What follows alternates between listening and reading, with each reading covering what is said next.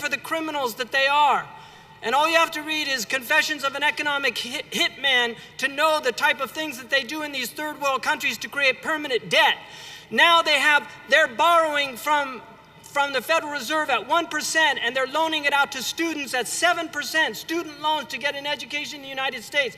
The student debt in the United States now is $1.2 trillion.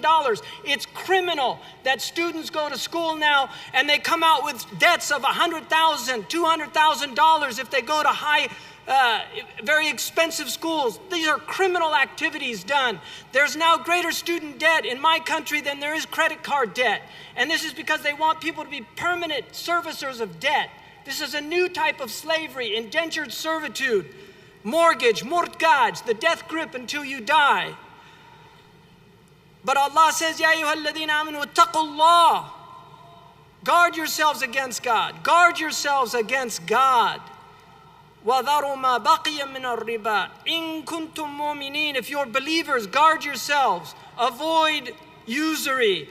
فَإِن لَمْ تَفْعَلُوا فَأَذَنُوا بِحَرْبٍ مِّنَ اللَّهِ وَرَسُولِهِ. And if you don't know that there's going to be a war, Allah will bring it down. God will bring it down. He'll bring the system down. It will collapse. It's been on the verge of collapse several times, and it will collapse. Another major reason is the consumer society itself. I shop, therefore I am.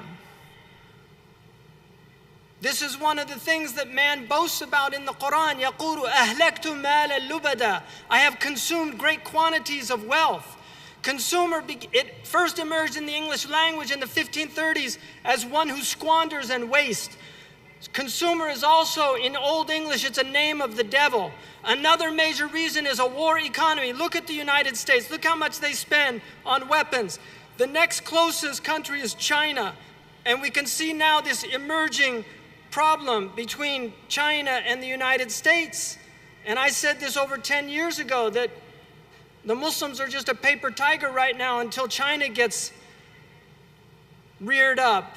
And then just to keep this arms race going, to keep Raytheon and General Electric and all these corporations that bring good things to death, right? Just for them to make all of their money.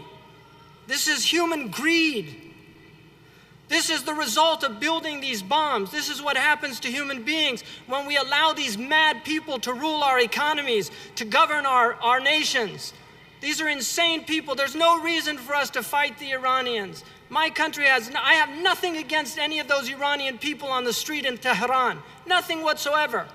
And if I met them, we'd sit down and have tea and speak and talk. I have nothing against the Iraqi people. I have nothing against the Egyptian people. I have nothing against the Russian people.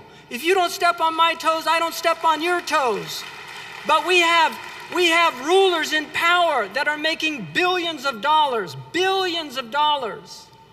And the people, the puppets that are put into power to represent them, not to represent us, to represent them.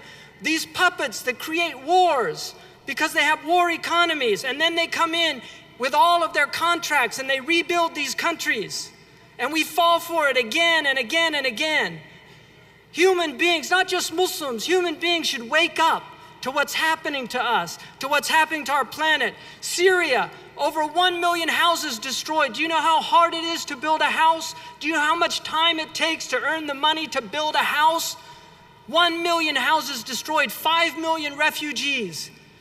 Where did they get the armaments? Who's supplying them? Who wins in these games? Certainly not the human beings that are at the brunt of all of this violence.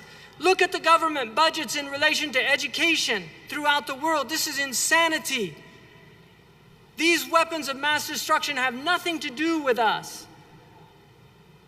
Our money should not be going to these things. Our tax dollars should not be going to these things. This is sinister. Another major reason is oil consumption. And this cannot continue on. It can't. It will not continue on.